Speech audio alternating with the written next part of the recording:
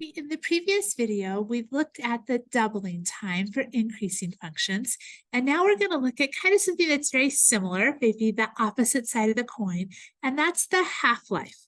So this is for decreasing functions. So you do need a decreasing function to work with this model. And the half-life is the amount of time that it takes for half of your sample to decay or decrease or go away. So kind of a common example of that is the idea of radioactive decay. So if I started with 10 ounces of some sort of chemical, it's how much time does it take before there's only 5 ounces left. All right, so we've looked at kind of a similar idea with our doubling time, but we'll do that with our half-life as well. So our constant or standard exponential form is AB to the T. So my starting amount is A, and so half-life means I need half of A left over. So I do have an A on both sides I can cancel, which leaves me with 1/2 is equal to B to the T. And then similarly on the continuous side, which is AE to the KT, my starting amount was A, and so my half-life means I have half of A left. So cancel those A's on both sides, and I'm left with 1/2 is equal to E to the KT. All right, so let's look at an example, a problem with this. And this one is going to be a little bit more interesting and involved, but hang tight. So it says the half-life of a Twinkie is 14 days. All right, so I know I'm doing something with half-life, and then I have 14 days. So 14 days is directing me to this idea of a constant exponential function. So I'm looking at using 1/2 is equal to B to the T. And this 14 days is the time, so that's going to be my T. So just from this piece of information here, I know that 1/2 is equal to B to the 14. Okay, so that's what I got from just this first line here. And now let's see what they want us to do with this information. So this says find a formula for the amount of Twinkie left after T days.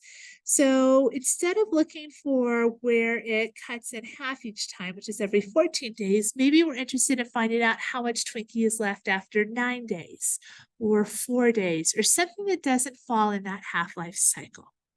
Okay, so in other words, we're looking for something that looks like y is equal to AB to the T. Okay, we know that we don't have that starting amount A, but what I could find is the value of B. So that's what I'm going to do. If I can find B, then I'll have a formula for the amount of Twinkie left. So to do that, I'm going to come back to this half-life formula I wrote. 1/2 is equal to B to the 14.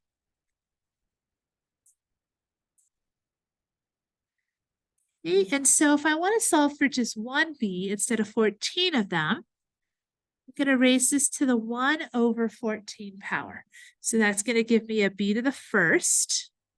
And I have to do that on both sides. So I know B is going to be equal to 1/2 to the 1/14 power. Right, so if I put that in a calculator, I'm going to get 1/2 raised to the 1 divided by 14 power. And that gives me about 0.9517. So B is approximately 0.9517. And so now I can fill that into this formula. So my formula for the amount of Twinkie left after T days is y is equal to A times 0.9517 to the T. Okay, so now I have a formula for that. And then the second follow-up question, it says, find the daily decay rate of the Twinkie.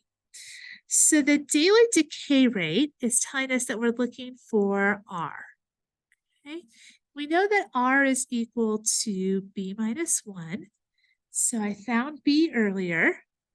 So B minus 1 is going to be equal to 0.9517 minus 1. And that'll be my value of R. And that number is still in my calculator, so I'll just subtract 1 here. I get negative 0.0483. Okay, or we are thinking about that in terms of percentages, that's negative 4.83%.